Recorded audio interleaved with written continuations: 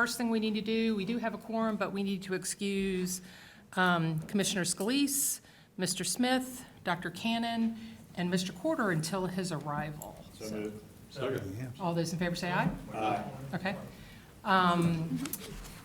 And we need a motion to adopt the agenda as presented? So moved. We need to amend the agenda. Second. Okay. Do we need to do that We with need the to- Finance Committee? No, we did a motion to amend the agenda. Okay, sorry, we need a motion to amend the agenda to pull item 3 from the Finance Committee into closed session. Move. Item 3, subsection 4 to the closed session. Move the agenda as amended. Okay. Second. Motion is second. All those in favor say aye. Aye. Okay. And now we need to administer the oath of office to our newest board member.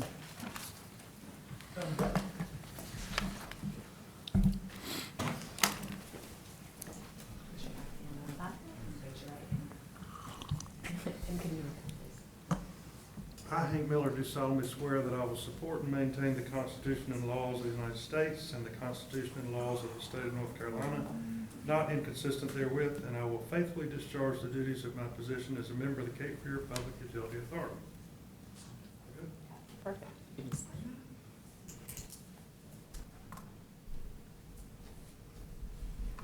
Thank you. There you go. Thank you. Thank you.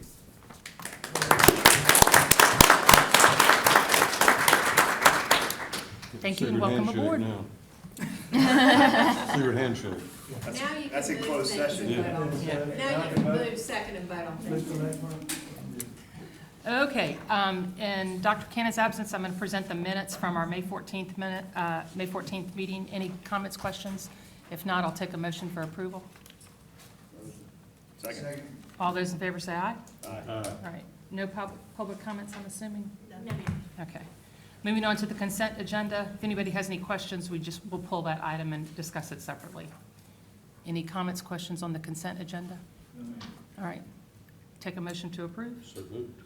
Second. Motion and a second. All those in favor say aye. Any opposed? Okay. Moving on to new business, administrative reports, the attorney's report. So no report, however, I do have an item for a closed session regarding potential litigation. Okay. All right. Madam Chair, Yes, go ahead. quick comment on the key indicators, when it's appropriate. Okay, well, let's, moving on to the executive director's report. Hadn't gotten there yet. Beth Eckert is filling in for Ken this morning, so we're pleased to have her. So Beth, you've got the executive director's report. Okay, so. Rob stole your thunder. As Rob is ready. So the executive director's report is in your packet, the key indicators report, safety report, environmental report, strategic plan, as well as the economic development project update is in here for your, any questions that you may have, Commissioner Zapple. Thank you, and welcome to the captain's chair. Actually, it's more of a comment in a positive sense. I noted on page 81 of 194, the key indicators development services, a real outlier there, 387. Does that reflect a project that came on board, or why is that such an outlier? I'm going to refer to Kevin Morris, our engineering. Yes, sir, right behind you here. It is a spike up. It's, we take it as a good sign as well. River Lights comprises almost 200 of those RFI, so they're building their lots out, it appears, or getting ready to. An RFI is good for 2 years after the date in which we issue it, so it's not a indicator that building is happening next month, but it's certainly a positive indication. We looked back 9 years, and this is the third highest number of RFIs we've seen in a month. We've had over 700 in a month before, but this is the third highest. So, so anyway, that's some of the details behind that data point. Thanks, Kevin. Is there, are they opening up a new section, or is this just overall River Lights? I'm sorry, I don't have the details on what phase they're building out. Well, thank you. Good news. Yeah. That's all I had, thank you. Yeah. Thank you. All right, that's it for, is that it for the executive? That's Okay. it for the executive. All right, moving on to committee reports. The executive committee met last week. Those minutes are in your packet for review. Moving on to long-range planning committee. Long-range planning met in May, and the minutes in the packet. At that meeting, we heard about our efforts to start a collaborative study with Brunswick County on regional biosolids. Craig Wilson shared how they had managed to trim another 7.1 million estimated cost from the south side. And we had an update on Wrightsville Beach consolidation, on some hydraulic modeling for managing peak flows, and we heard an update about our ongoing Find It, Fix It. And then there was a walk-in item on the ILA from Monroe County for the 421 fire station. Mhm. Any questions for long-range planning? Go ahead.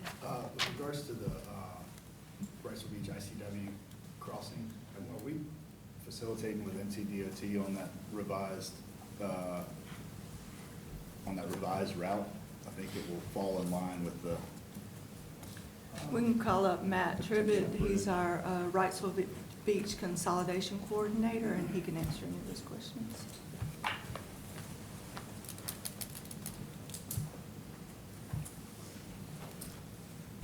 All right, thanks for the opportunity to share about the update with the ICW crossing. We are indeed coordinating with NCDOT. They're one of our first partners to talk to, recognizing that our plans are in a corridor that has a lot going on with the potential for bridge replacement down the road. We are following their direction to route the line on the north side of the bridge, which accommodates. They're still a ways out, and they have various concepts that they're wanting to keep open on the table, and felt like, based on their guidance, this gives them the best opportunity to keep those options open. Great, thank you. I have a quick question.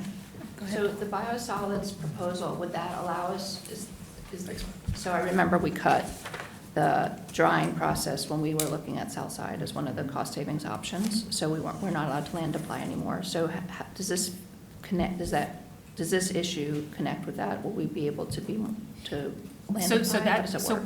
So essentially that issue, unless Kevin, you want to take this, we're looking at, right now, we truck all of our biosolids to Sampson County.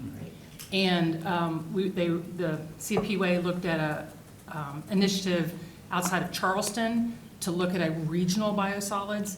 And so we'd like to discuss with Pender and Brunswick, do we do a regional biosolids, something here, which would prevent us from having to go to Sampson County all the time. So it's kind of a replacement for the south side, but also a potential cost savings for our current biosolids disposal.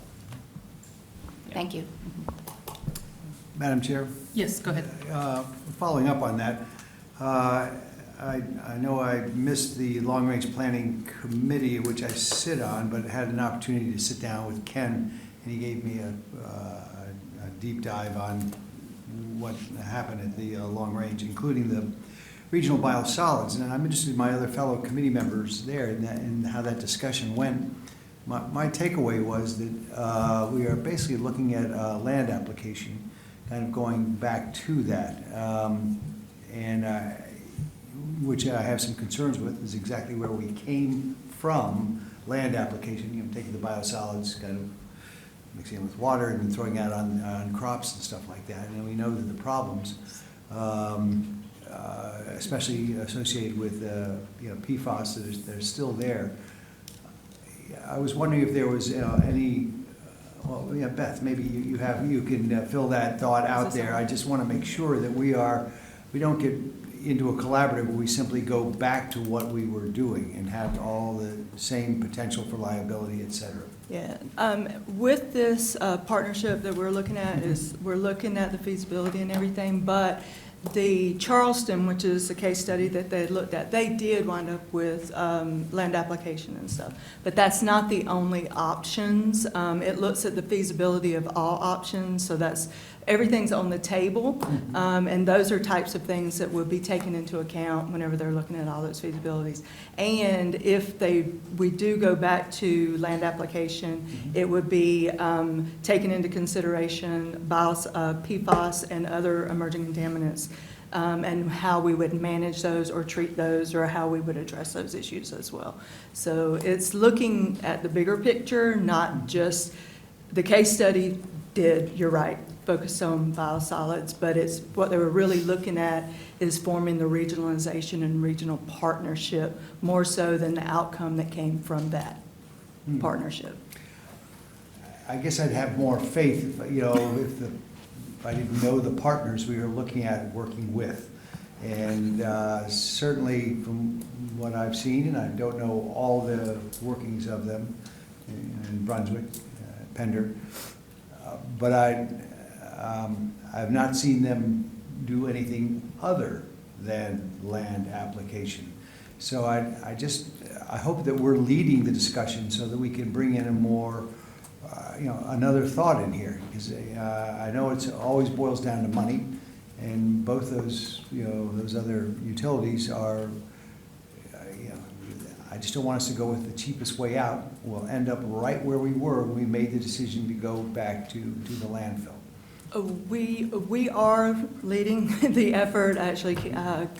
Our executive director is who prompted that regionalization and partnership, along with the consultant, to come together and have those conversations. Yeah. But like I said, they're at the beginning of those conversations, and it is a partnership, but at the same time, we did prompt that beginning of that partnership, and Kenny has been leading that, so. Okay, well, hopefully we'll have periodic updates as to where we're at with that, so this doesn't get so far down the line that we find ourselves, going backwards in what we have spent so much time, money, and effort to try and up the game, as it were. I know we're looked at by other communities as a model for how you handle emerging contaminants, and I just would hate, I think I made my point. Yeah, and that was certainly not the discussion in long-range planning. That this is just going to be, let's go back to land application regionally. That was not the discussion among the committee members.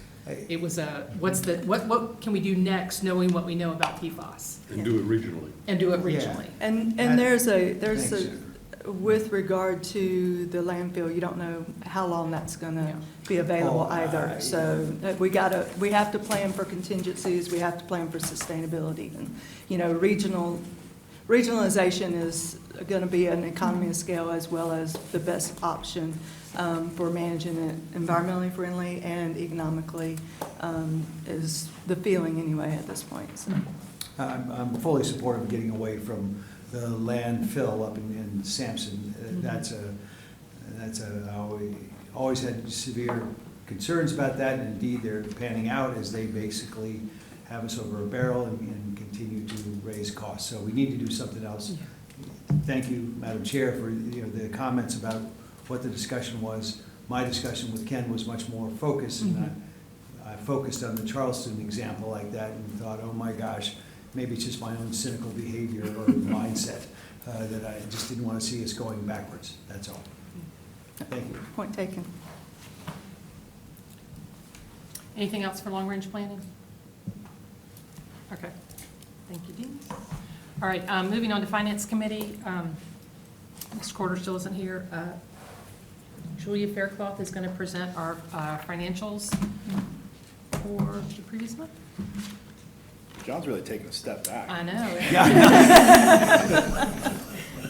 Luke. All right, good morning. I'll try to keep this brief.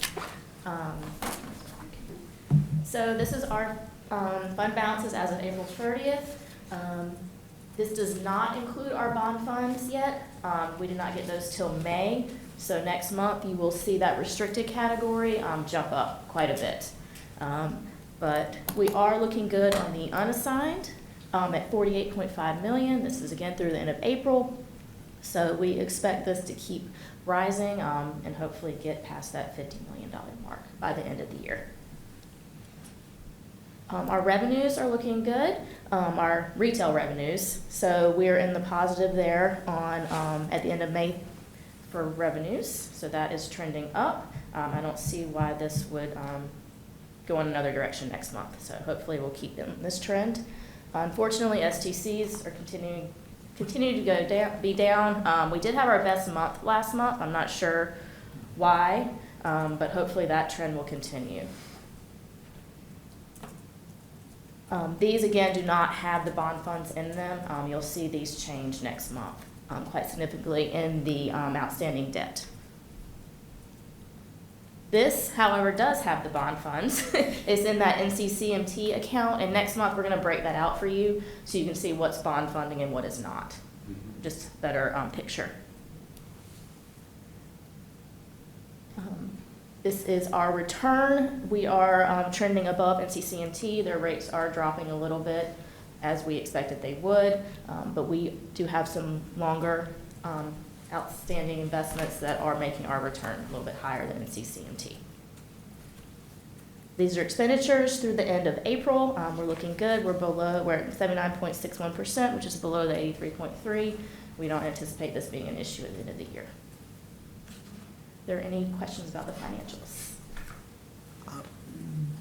Madam Chair, Julia, just for the sake of our new member, and I don't want to go long, but we seem to have a little time here. Could you back up again to the first slide and give just a little bit of, right there, second one, go ahead, next one. This one? Yeah, there.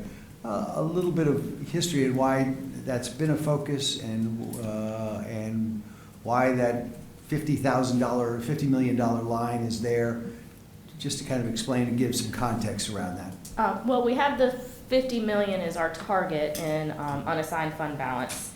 The other categories restricted, for instance, is bond funding. So we can't touch that money for anything other than what its purpose is for.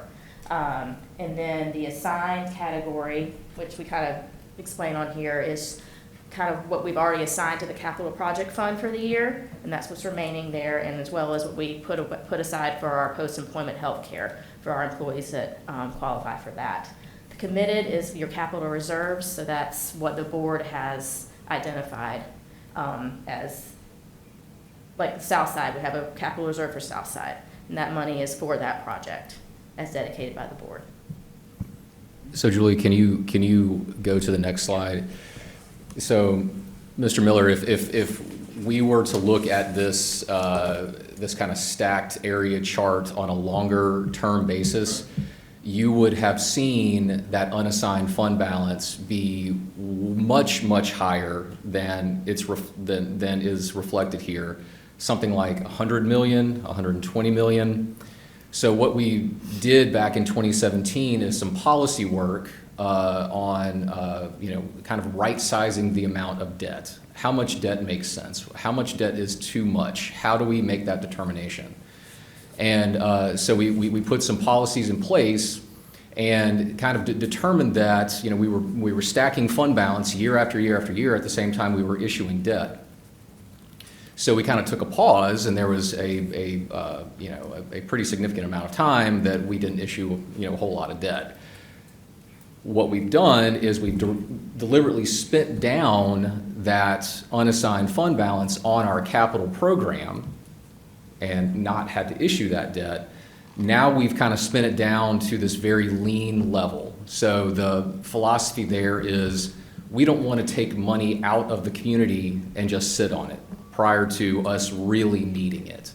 So that's a little bit more of a management challenge for us because we don't have a bunch of cushion, right? But it's philosophically where the board wanted to go. And so now we're kind of in this area where we're kind of operating at the margin. Now that's still a very healthy number, that $50 million, and that's really part of, it's not just a rainy day fund, it's really part of our risk management strategy. So it's kind of integrated in with how much insurance we carry, and so it's really there to protect us in the event that something catastrophic happens, right? or something unforeseen happens. So that's kind of where we are. That kind of integrates in, I guess, debt and reserves. Is that a good description, Rob? Is that good? Okay. Thank you very much. Mhm. That's exactly what I was after, yeah. Thank you. May I add a point? So I think it's really important to look at this slide together with the key indicators slides on days cash on hand and debt service coverage, because they are, like, I almost wish they were in the financial report, because it's very hard to go back and forth. But both Moody's and S&P pointed out that our biggest risk is liquidity and falling off on our debt service coverage. So that's why I think that we heard last month that they're thinking that staff may be proposing that we increase our reserve levels, given that we have a high debt service vintage that's coming on, and those potential risks for Moody's and S&P that they identified. But I think those are really important reports to look at together, is I guess what I would argue, because a number alone doesn't mean as much as a ratio.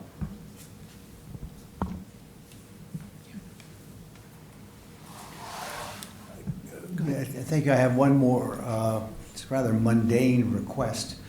I was I was tackled by a constituent in a restaurant over the weekend and wanted to know why the Sam Hill, the irrigation rates were, so high, and why would I ever get a blankety-blank irrigation meter put in?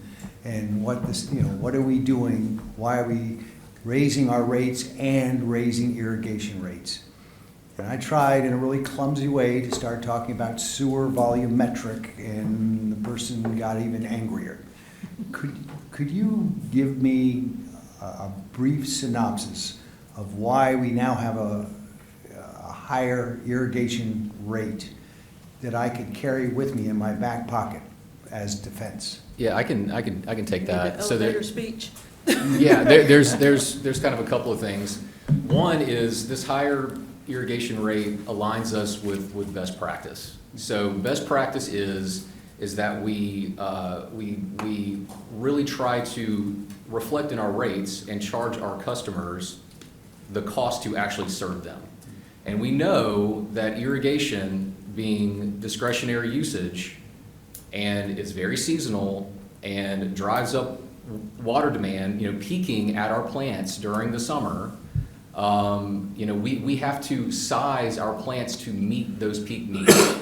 And so charging that higher rate allocates more of that cost, because if not for those peak demands, for that peaking, we could have a smaller plant, right?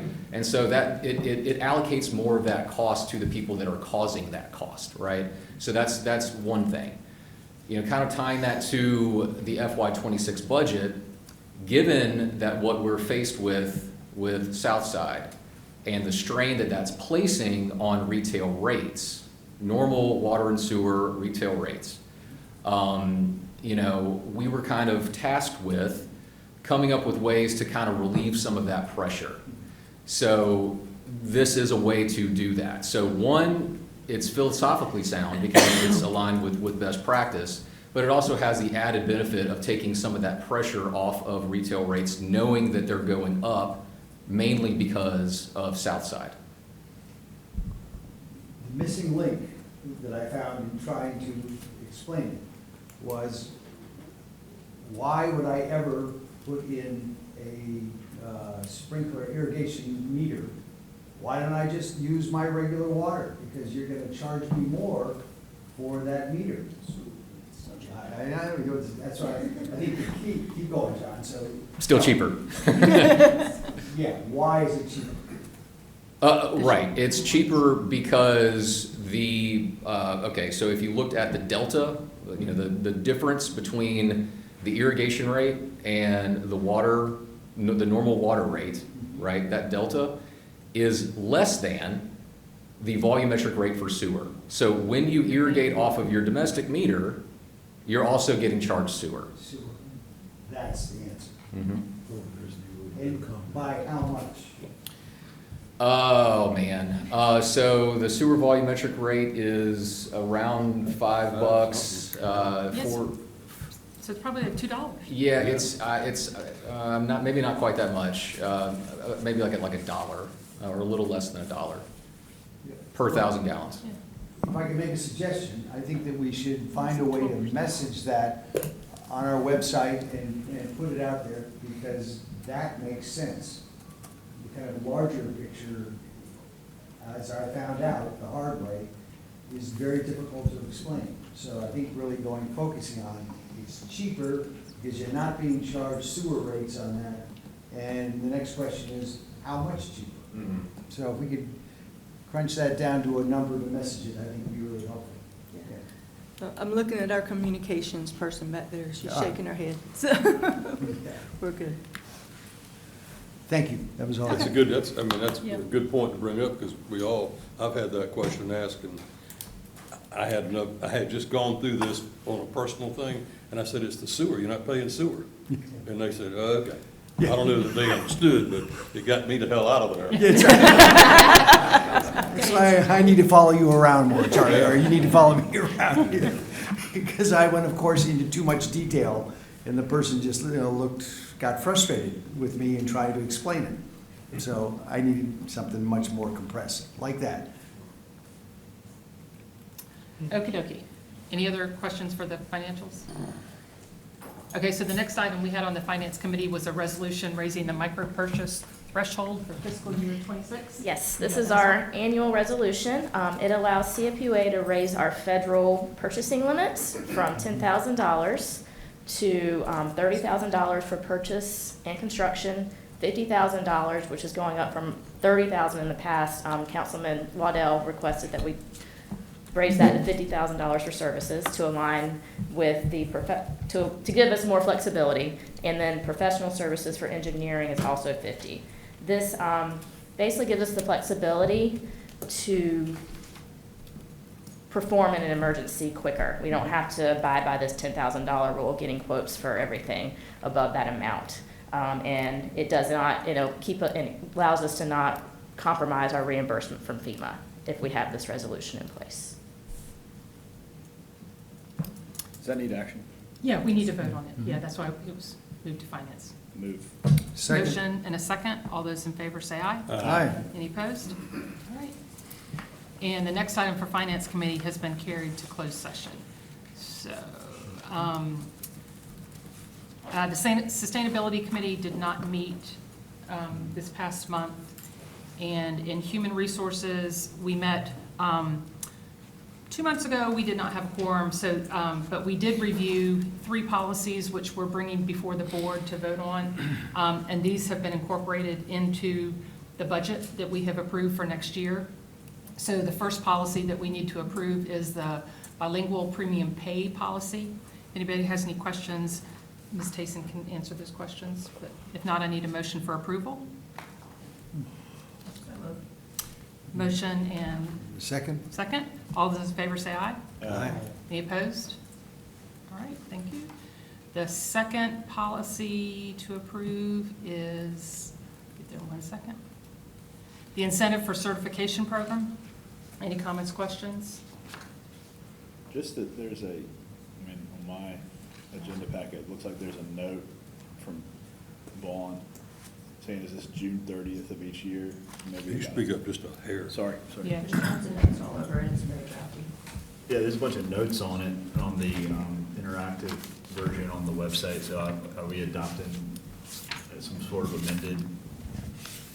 It's a PDF with a lot of comments. Because the comments should be also, it'll only was published, so They- as written is what you're voting on. I guess all the comment, but there's quite a few comments on this document. Right, so they have been incorporated into the language that's in the document. All the. Yes. Okay, all right. Yeah, so we're voting on what's like essentially typed in the document. Understood. Okay. Just not to labor this, but it says these two seem very confusing and it's still there. Are they resolved? Which page? Like, for example, on the very last page, 3.112. These are old comments too from November. I'd prefer to see a final copy that Okay. actually has the. Okay, has the changes okay. in it. So let's make a motion to bring forward a clean copy at the next board meeting for this proposal. Yeah, so there's no issue with that, there's not as time sensitive, is it? Is that okay? It's effective July 1, so it'll just. It'll be retroactive. Yeah. So we'll. Clean copy. I have a copy of the clean copy. You want to just look at it in closed session and then we can adopt, or after the closed session, we can adopt it? I just want. Is that okay with you, Laura? Yeah, so can we just move to continue until after Yeah. the closed session maybe? Is that Certainly. appropriate? Yeah, we can come All right. back in. That's my motion. Yep. Well, we'll just vote on it. We won't vote on it yet. We'll vote on it So we'll just. After closed session. after closed session when we come back into open session, so you can look at it. Okay, the last proposal is the parental leave. I think we have a clean copy in the packet for that. Any comments, questions? All right, if not, I'll take a motion for approval. Second? Motion and a second. All those in favor say aye. Aye. Any opposed? Okey doke, so that, okay, before we go into closed session, we're gonna go to old business real quick, though. We need a motion to cancel the July board meeting. So Ken is giving us our vacation month, so there will be no board meeting in July. No board meeting and no committee meetings for July. Pete made a motion, I second. Motion and a second.